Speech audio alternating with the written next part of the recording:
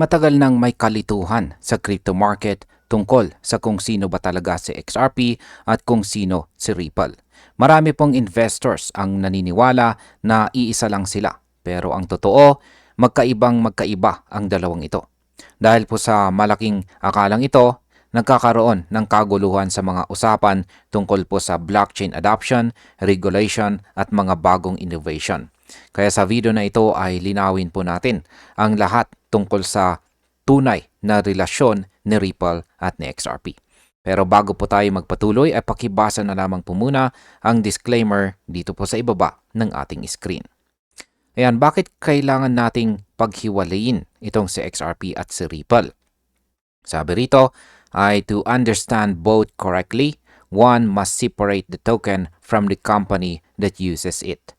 Bank XRP recently explained the difference on X, providing a clear explanation that deserves deeper context. Ayan, ito po yung aktual na post ni Bank XRP at meron po siyang ibinahaging isang illustration dito. Ayan, para mas maunawahan po ang dalawa, dapat po nating paghiwalayin ang token na sa XRP mula sa kumpanyang gumagamit nito na si Ripple. Kamakailan ay ipinaliwanag po ni Bank XRP sa platform na X ang malinaw na pagkakaiba ng dalawa. Ang paliwanag na ito ay mas kailangan nating himayin ngayon. Kapag alam natin ang tamang pagkakaiba, mas madali po nating mauunawaan kung paano po gumagana ang ecosystem ng Ripple at kung bakit napakahalaga ni XRP sa loob ng mundo ng blockchain. Kaya ang market impact po nito ay ang malinaw na pagkakaintindi ng mga investors sa dalawang ito ay makakatulong upang maiwasan po ang panic o maling pagbebenta kapag may isyong lumalabas tungkol po kay Ripple o sa XRP Ledger. Ngayon ay ano ba talaga si XRP? Sabi rito ay XRP is a digital asset designed for speed, scalability, and global liquidity. It operates on the XRP Ledger or XRPL, a decentralized and open source blockchain launched in 2012. The ledger processes transactions in about 3 to 5 seconds with minimal fees.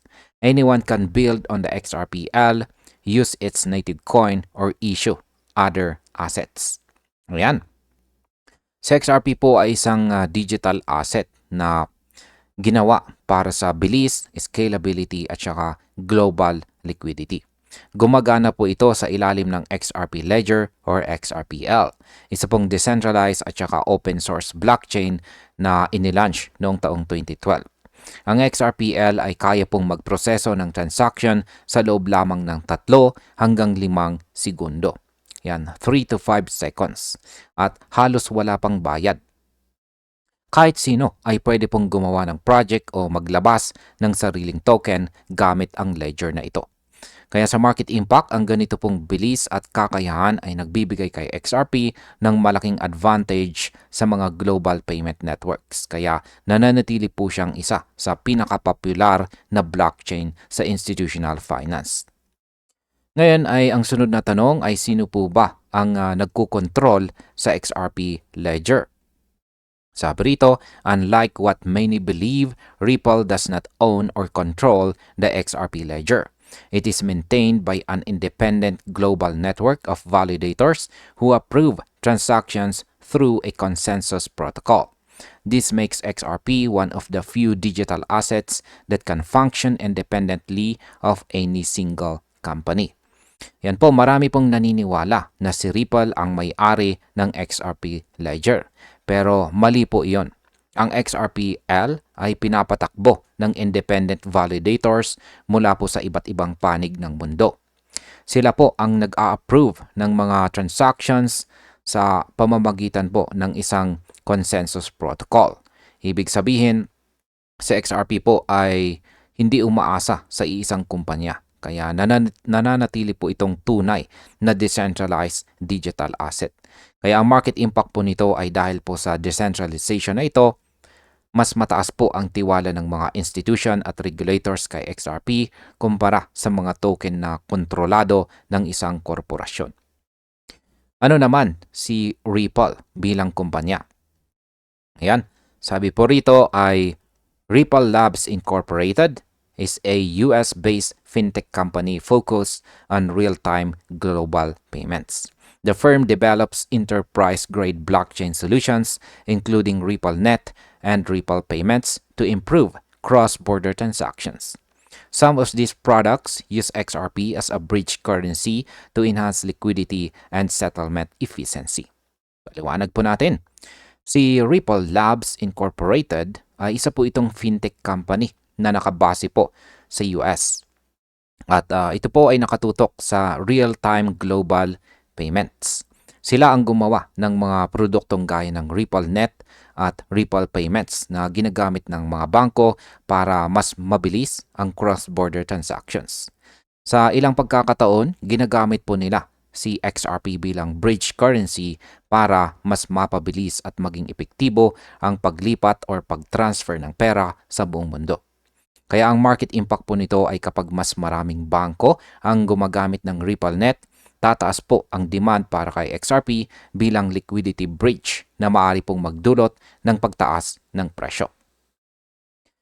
Ngayon ay ano naman ang RLUSD stablecoin at ang koneksyon nito kay XRP.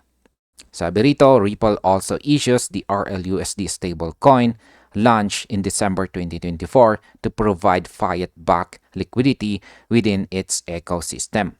However, Ripple can operate its payment systems without directly relying on XRP. This flexibility demonstrates that XRP and Ripple are separate entities with distinct roles. Ano nga bang ibig sabihin yan? Nitong nakalipas po na December 2024, nag-launch si Ripple ng tinatawag pong RLUSD. Isa po itong stablecoin na back ng fiat currency. Ginagamit ito para magbigay po ng karagdagang liquidity sa kanilang ecosystem. Pero kahit may RLUSD, kayang gumana ng Ripple nang hindi po nakadepende kay XRP. Pinapakita lang nito na magkaiba ang papel ng dalawa. Si Ripple ay kumpanya na gumagawa ng solusyon, habang si XRP naman ay digital asset na bahagi po ng mas malawak na blockchain network. Sa market impact, ang paglabas po ng RLUSD ay nakapagpapatatag sa ecosystem ni Ripple. Ngunit hindi po nito direktang tinatamaan ang presyo ng XRP, maliban na lang kung gamitin ito bilang liquidity pair. Ngayon ay bakit po ba nagkakaroon ng kalituhan sa pagitan nila? Sabi rito ay the confusion began because Ripple owned a large portion of XRP's total supply. The company lacked much of it in escrow accounts to control market impact. Over the years, Ripple sold XRP to fund its operations and partnerships. This connection led the public to assume Ripple created and fully controlled the token. Yan, paliwanag po natin yan. Yan. Habang tignan po natin ang chart dito. Yan, yung pangatlo, the confusion. Ripple has held large amounts of XRP leading to mix up. Yan, nagsimula po ang kalituhan dahil sa hawak ni Ripple ang malaking porsyento ng kabuuang supply ni XRP. Nilagay po ng kumpanya ang malaking bahagi nito sa escrow accounts para hindi po biglang bumagsak ang market. Sa paglipas po ng mga taon, ibinenta ni Ripple ang ilang XRP para punduhan ang operasyon at mga partnerships. Dahil po dito, inakala ng publiko na si Ripple ang gumawa at may ganap na kontrol kay XRP. Kaya sa market impact, ang pagkakaalam na ito ay dati nagdulot ng takot sa market. Ngunit ngayon, unti-unti na pong nawawala habang mas naiintindihan ng publiko na hiwalay po talaga ang pagmamay-ari at operasyon ng dalawa. Sunod na tanong ay paano naman po nakaapekto ang SEC case sa pagkakaintindi ng mga tao? Sabi rito ay the misunderstanding deepened during the SEC lawsuit, which accused Ripple of selling XRP as an unregistered security. The case prompted many to examine the distinction between the two. Legal outcomes eventually confirmed that XRP, when sold on secondary markets, is not a security. Ayan, noong pong nagsimula ang kaso ng SEC laban kay Ripple, lalo pang lumalim ang kalituhan. Inakusahan po kasi ng SEC si Ripple ng pagbebenta ng XRP bilang unregistered security. Pero sa dulo po ng laban, kinilala ng korte na kapag nagbebenta si XRP sa secondary market, hindi ito maituturing na security. Ang ruling na ito ang siyang nagbigay linaw sa tunay na pagkakaiba ni Ripple at ni XRP. Kaya sa market impact, ang ruling na ito ang siyang nagpalakas ng loob ng mga investors. Dahil dito, bumalik po ang kumpiyansa sa market at nagsimulang umangat pumuli ang presyo ni XRP. Sunod na tanong ay bakit po ba mahalaga ang pagkakaibang ito? Sabi rito, understanding this distinction helps investors, journalists, and regulators make informed decisions. XRP's price, adoption, and liquidity depend on global usage of the XRPL, not Ripple's corporate activities. Ripple's partnerships, acquisitions, and product launches affect its business but not the ledger's core functionality. Ngayon po, mahalagang maintindihan po ng lahat ang pagkakaibang ito dahil makakatulong po ito sa tamang pagdidesisyon. Ang presyo at adoption po ng XRP ay nakadepende sa paggamit ng XRPL sa buong mundo. Hindi po sa galaw ng kumpanya ni Ripple. Samantalang ang mga project po ni Ripple ay may epekto lang sa kanilang negosyo pero hindi po sa core functionality ng ledger.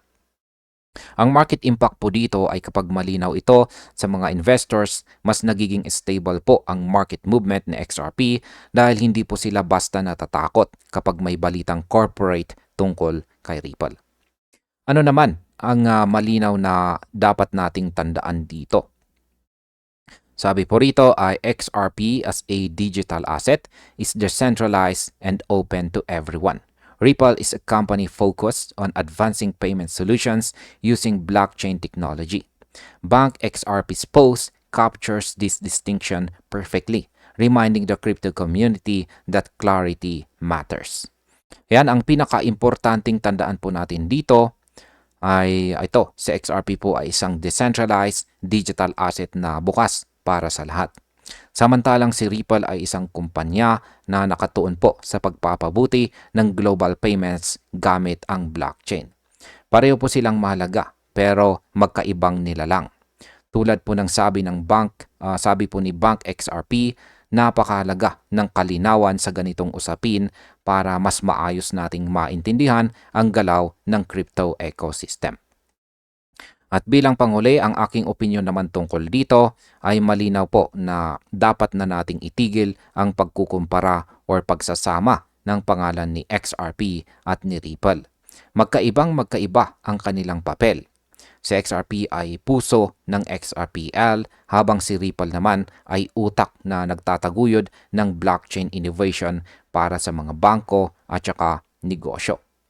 Kapag alam natin ang pagkakaibang ito, mas matalino tayong makagagawa ng desisyon sa ating mga crypto investment. Kaya bilang mga traders at investors, dapat po nating tandaan, hindi lahat ng galaw ni Ripple ay nangangahulugang galaw din ni XRP. At dahil malinaw na ngayon ang kanilang ugnayan, mas madali na nating makita kung bakit nananatiling matatag sa XRP sa gitna ng pagbabago sa buong crypto market. At ayan, hanggang dito na lamang po tayo sa video na ito mga ka-crypto. Maraming salamat sa panunood.